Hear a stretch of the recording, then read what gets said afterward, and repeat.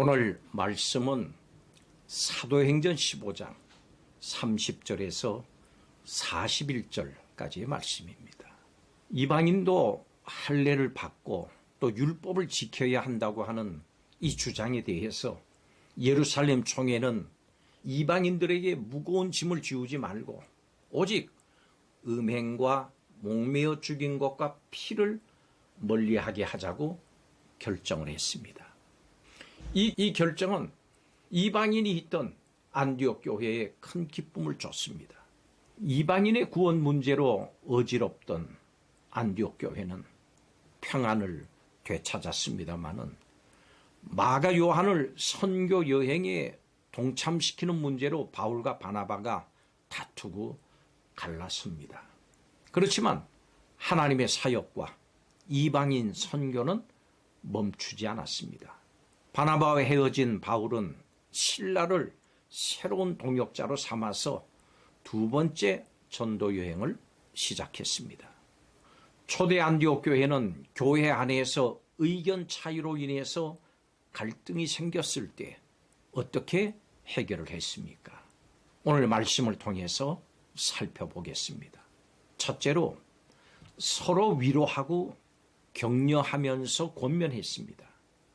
유대인에게 적용됐던 율법을 지키는 거나 할례를 받는 것, 이것들은 할례를 받는 것 등의 조건 없이 이방인이 구원을 얻는다는 진리가 안디옥 교회에 전해졌을 때 성도들은 매우 기뻐했습니다. 예루살렘 회의의 결정은 그들에게 위로가 됐습니다. 유다와 실라도 형제들을 권면을 했고 그들은 믿음 위에 굳게 서게 했습니다. 당시의 분위기는 서로 위로하고 격려하고 권면하고 신앙을 세워주는 아름다운 모습이었습니다. 그리고 유다와 실라가 떠날 때 안디옥 형제들은 그들에게 평안의 인사로 전송을 했습니다. 이런 모습은 당시 교회 안에 얼마나 따뜻한 교제가 있었는가, 이것을 보여줍니다. 유다와 실라는 유대인이었습니다마는 안디옥 교회의 이방인 형제들과 예수님 안에서 하나가 됐습니다. 두 번째로 사역을 멈추지 않았습니다. 얼마 동안 바나바와 바울은 안디옥에 머물면서 많은 사람과 함께 예수님의 말씀을 가르치면서 사역했습니다. 그 후에 바울과 바나바는 두 번째 전도 여행을 계획했습니다. 여행의 목적 중에 하나는 첫 번째 전도 여행에서 방문을 했던 교회들을 다시 방문을 해서 그들을 돌아보는 것이었습니다. 씨를 뿌렸으면 싹이 났는가를 확인하는 것은 당연합니다. 영적인 사역은 한 번으로 끝날 수 없는 일입니다. 복음을 위한 사역은 주님의 나라에 이르는 날까지 멈출 수 없습니다. 그 일에는 은퇴도 없고 어쩌면 휴가도 있을 수가 없습니다. 복음 사역의 마침표를 찍을 분은 오직 예수님 뿐이십니다. 그때까지 하나님의 일꾼들은 최선을 다해서 새로운 비전을 품고 나가야 되겠습니다. 마지막 세 번째로 새로운 도전을 했습니다. 그런데 전도 여행을 준비하는 과정에서 뜻하지 않은 문제가 일어났습니다. 마가 요한을 데리고 갈 것인가 하는 문제였습니다. 바나바는 마가 요한을 데려가기를 원했습니다마는 바울은 이것에 대해서 반대했습니다. 두 사람의 의견 모두가 타당성이 있었습니다. 바나바는 마가 요한이 자신의 생질이기도 했습니다마는 미숙한 사람을 키워서 성숙한 사람을 만드는 데 관심을 가진 사람이었습니다. 지금의 바울이 되게 한 것도 사실은 바나바였습니다.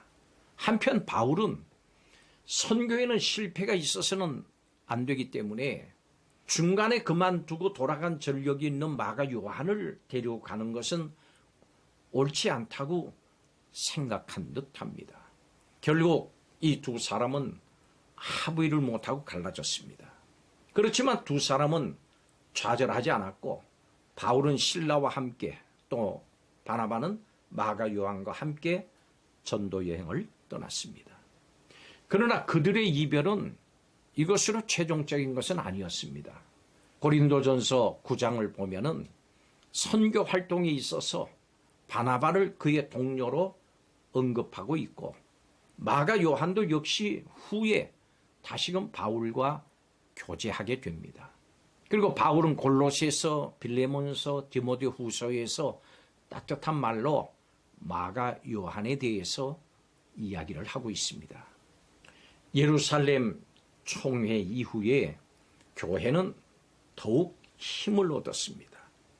교회는 디딤돌을 딛고 다음을 향해서 나갔습니다. 위기는 잘 사용하면 기회가 됩니다. 그렇습니다. 바울과 바나바는 두 번째 전도 여행을 준비를 했습니다. 하나님 안에서의 갈등과 분열은 하나님의 섭리를 이루게 합니다. 우리가 해야 할 일은 어떠한 상황에 있든지 복음을 증거하는 일이라고 하는 것을 기억하고 복음 증거에 힘쓰는 일입니다. 하나님께서 원하시는 것은 하나님의 백성들이 서로 사랑하고 화합하는 일입니다. 그렇지만 교회 안에서도 의견의 차이나 갈등이 없을 수 없습니다. 그럴지라도 성도는 그 모든 것을 넘어서 주님의 섭리가 있음을 믿어야 합니다. 우리의 잘못까지도 선한 일을 위한 도구로 사용을 하셔서 놀라운 역사를 이루어 가시는 하나님을 믿고 날마다 충성하는 성도들이 되시기 바랍니다. 모든 성도는 어떤 상황에서라도 하나님의 뜻 안에서 한 마음을 품고 서로 다른 의견과 갈등과 다툼도 하나님의 영광을 위한 선한 결과로 이어지도록 신실하게 행해야 합니다. 이것이 성도의 바른 모습입니다. 이런 성도를 하나님께서는 쓰시고 영광을 받으십니다.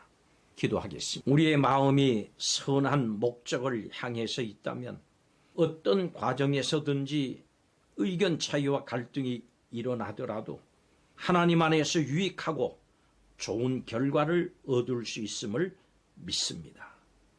교회가 어렵고 힘들 때 성도가 하나님의 뜻 안에서 한 마음을 품고 합력해서 선을 이루시는 하나님을 믿고 주어지는 환경에 또 맡겨진 사명에 허락된 시간에 복음을 위해서 최선의 삶을 사는 성도가 되게 하여 주시옵소서.